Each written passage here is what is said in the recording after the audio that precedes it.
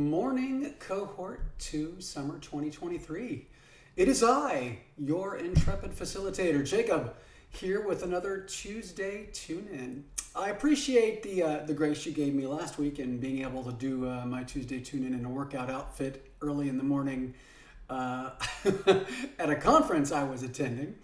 So we're back to our regularly scheduled Tuesday Tune-In with a little bit more oomph in the multimedia side. Anyway, I hope you're doing well. I hope you are finishing up getting in all your Module 3 work, because that is, or you've done doing your Module 3. Your Module 4 stuff is due the 27th, so that would be this Thursday. I appreciate all the wonderful things you've been doing. I wanted to touch on a couple of things.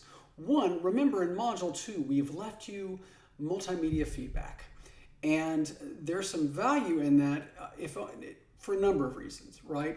One, it's just a way to change up how you're doing feedback and make you a little bit more engaged. But also it makes you a little more engaging for your students, personalizing the experience. And I tell you that when I leave you that feedback. Or when Elliot leaves you that feedback, or when Faith leaves you that feedback. So go and check out your Module 2 and see when you submit your assignment, we will leave you that kind of feedback. Some bonus news about that internal tool from Blackboard, one of the announcements that came out of this conference. And I'll be talking about multiple announcements through the process of this cohort. I don't want to let all my, I don't want to let it all out too soon, but one big one is that the ability to do a recording in the gradebook and in announcements, which has always been there, is now going to be auto-captioned starting in September. So that is a big bonus. Obviously, you know, we want to be accessible and use our universal design practices no matter what, even if we don't have a student with disabilities in the course. So we always lean in towards accessibility and usability and universal design. This is a way that Blackboard is owning up to that, or Anthology is, by making sure that the recording tool that you use in their software does that auto captioning. Pretty cool little announcement. So that's going on. I hope you've been able to kind of get into a rhythm that works for you. I know we talked about a regular practice at my last video, and finding hopefully that might work for you in this particular course, finding that regular practice to get in and read through the content and submit the activities. I want to talk about something from Module 3 that I think we've had a couple issues with, and I want to make sure I walk you through how it works. And that is the image upload assignment. So when I go to the cohort, when I go to not the cohort course, but the course where the template course per se, right? And I have you guys go into the modules and then go to Module 3, I wanted you to work on putting an image upload assignment in there. And we get there, for example, by adding a plus sign somewhere in the module and creating a document, right? And calling that document, you know, image upload assignment, for instance, right? And so then I would choose to add content. It would take me to this page here, and I would use my paperclip. Now, I'm going to move my mic a little closer to me because I'm having some loud noises outside my window. So what I'm going to do now is find a picture that I'm going to put here. And some of you might have noticed that I've placed this particular picture in discussion replies and in some journal replies when I really liked a particular post. And this is the use of a meme. In particular, it's an I love this post meme. And so I use alternative text and I just say, I love this post meme. And I say, photo of horse with head on fence post, right? And I'm going to do view only. But I make sure for one thing. So whenever you attach an image, it needs to be specifically an image file. It can't be an HTML file. So you need to make sure you save your image as an image if you have one.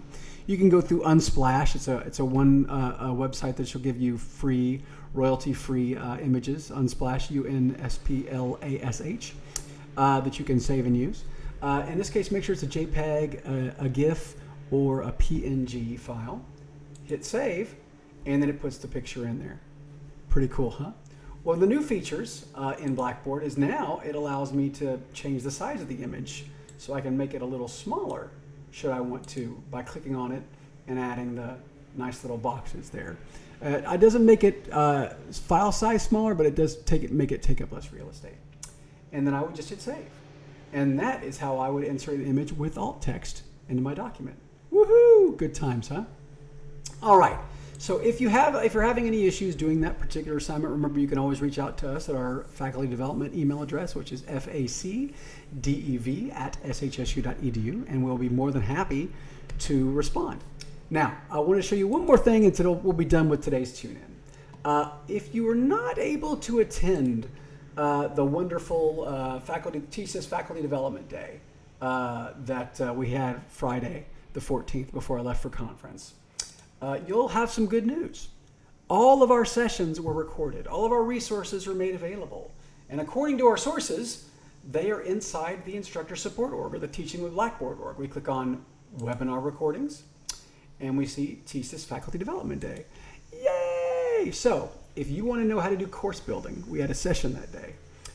If you want to know how to do VoiceThread in your course, we had a session that day. I want to pay particular attention to flexible grading in my Ultra Course View, which is a big one because we're actually rolling it out in August.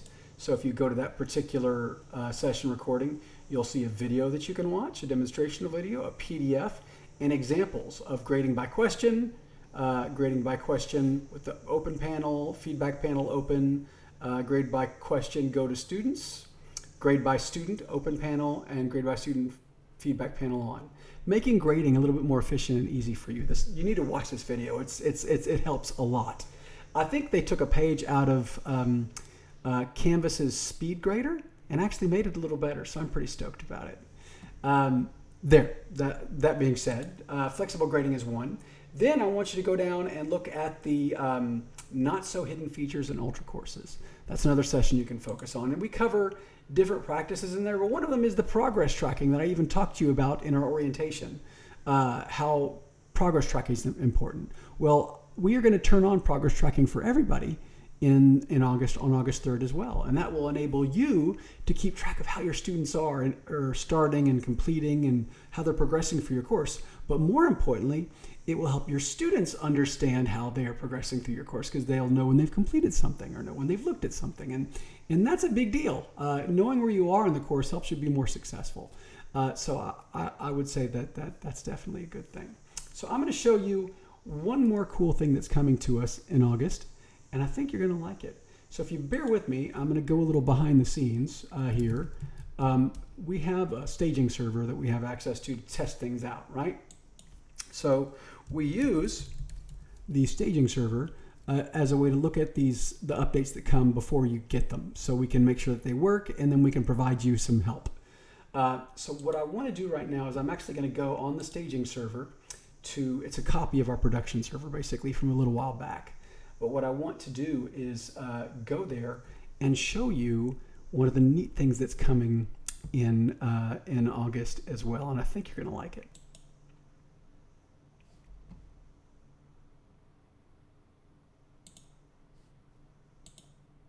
I'm turning on my student preview, by the way.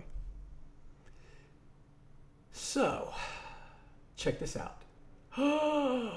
We now have module images. Module images are back from outer space. Well, not from outer space, but anyway, the ability to add an image to a module so it kind of gives the student more visually, okay, so this is what kind of a representation of what the module is. So along with the description, you'll be able to add an image back to your learning modules, which I think is in a word, awesome sauce.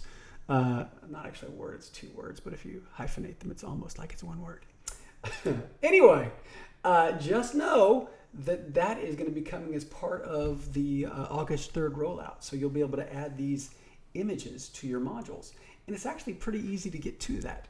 You'll just go to your three-dot menu, your edit menu for the module, and you'll hit edit, and you'll add the image here under image. And you'll actually click upload or attach or whatever it is right there if you don't see it. And it enables you to put in the alternative text. So one more sneak peek announcement that I haven't told everybody, but because you're in the cohort, you get the extra special treatment. Starting in September, Blackboard will be integrated with Unsplash. What does that mean? that means when I want to insert an image, it will actually let me go to Unsplash, select an image, and let me put that image in my course. So rather than, it's taking care of some of the legwork of you trying to find images that work. So it's an integration with something called Unsplash, which you can go to now and create an image and save it and upload it. Now, Blackboard will be integrating with Unsplash in September to let you put images in your course. So that's pretty cool. But that's September. In August, I'm going to be able to have these bad boys, images for my modules. So I've shown you some new things today. We talked a little bit about that image upload assignment, as well as all of the recordings for Faculty Development Day. And I think that's very important considering, so right now you're experiencing this course as a student in an Ultra environment. But the other course that you have access to, obviously, is the template course. And you might be wondering, okay, well, how do I get that content built out? Well, we have that course building, we have communication, we have grading, all in Faculty Development Day that come with the slide deck. So you can go through them slowly and watch how we do those things. Pretty cool. If that doesn't do it for you, if you'd like to maybe do some one-on-ones with us and do some building while we watch and help you walk through the process, that's great. Same email, facdev@shsu.edu. Let us know. We'd be more than happy to do that. But anyway, Module 4 obviously is due this Thursday, and then that means Module 5 is due Sunday. I hope you're doing well. I hope to see you online, and I hope you have a great rest of your week. Thanks a lot, everybody. Have a good one.